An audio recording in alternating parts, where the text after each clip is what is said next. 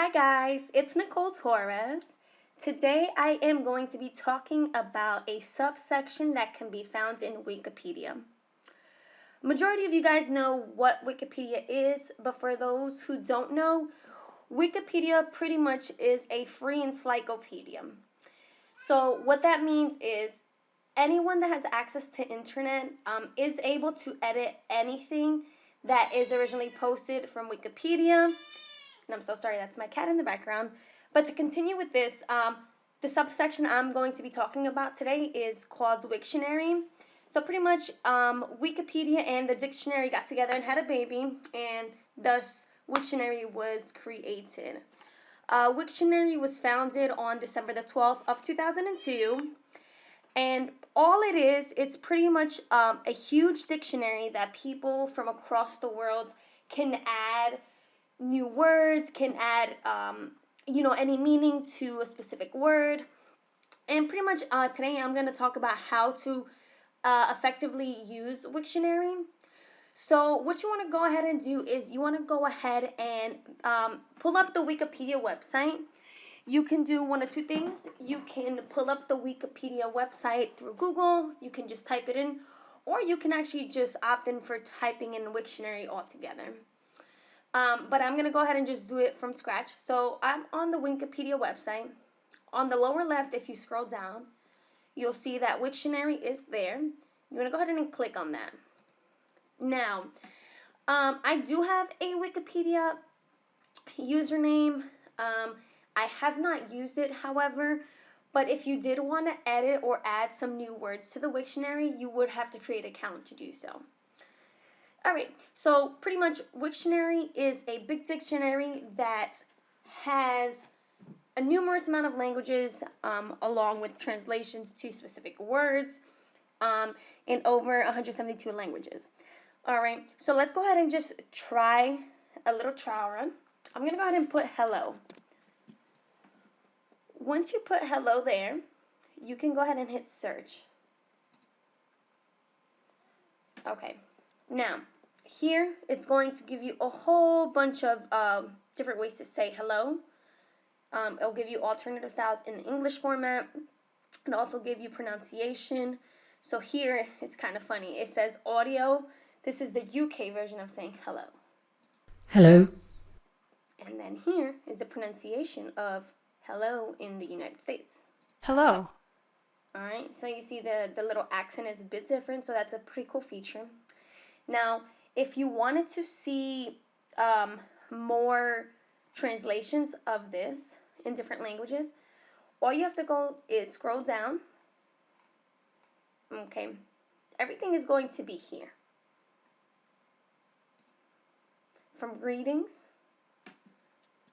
because hello is a greeting. So it gives you a whole bunch of different languages to say hello in. It gives you the pronunciation if you clicked on it, and it also gives you the spelling, which is pretty cool as well. So let's see Spanish. Let us see. So surprisingly, I don't see that they have Spanish here. So that is something that I could potentially add if I wanted to. However, the Spanish version of hello is hola. So that may be something I may be looking into to just go ahead and... Oh, I lied. Here it is.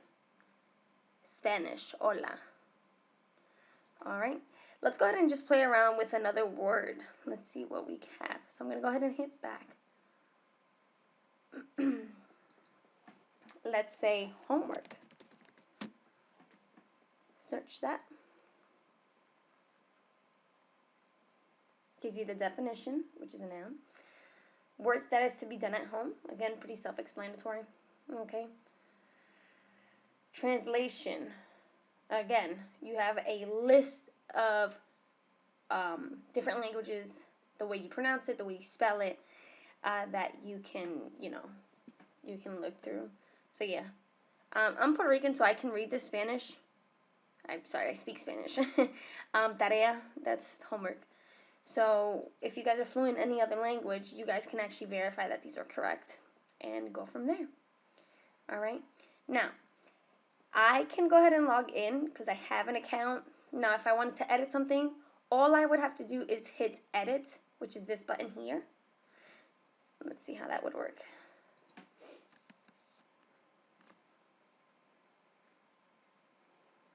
All right. If I wanted to edit something, it's going to give me an HTML box. And pretty much you kind of just have to go through the whole thing. So the Spanish one was right, so I'm going to leave it as is.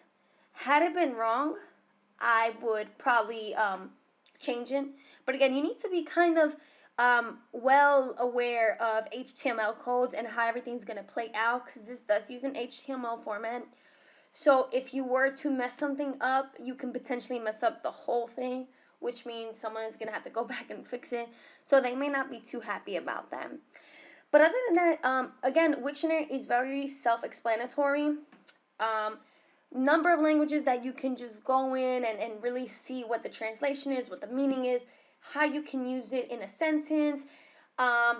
Things as synonyms, antonyms, they're all going to be in Wiktionary. Now, just keep in mind the accuracy of Wiktionary may not be 100%. Again, Wiktionary is a place where anyone can pretty much edit.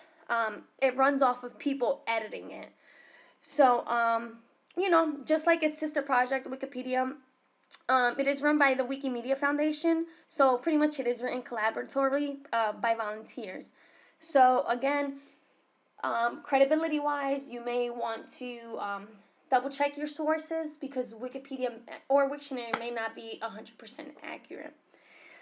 If I can help you with anything else, please do let us know. I do hope this was pretty informative. Again, Wiktionary is very, you can say pretty easy to use. To be honest with you guys, it's my first time using it. But you just have to play around with the buttons on the left-hand side to kind of see where you stand as far as Wiktionary goes.